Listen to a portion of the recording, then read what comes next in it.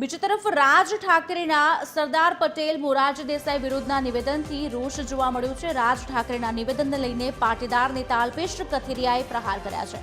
સરદાર પટેલનું અપમાન સાખી નહીં લેવામાં આવે તેવું કહેવામાં આવ્યું છે। ગુજરાતીઓને ટાર્ગેટ કરી મહાનુભાવોનું અપમાન કરવાનો ક્યાંક પ્રયાસ કરવામાં આવ્યો છે।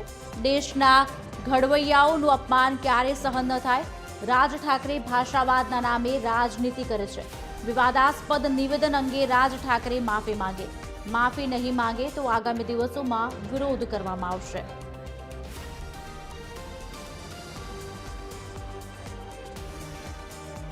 કે દેશની અખંડતા માટે પોતાનું જીવન આખું કુરબાન કર્યું હોય એવા સરદાર સાહેબ હોય કે આ રાષ્ટ્રના પૂર્વ વડાપ્રધાન મોરારજી દેસાઈ હોય એનું અપમાન કરવું એ કોઈ વ્યક્તિને પરવાનો નથી।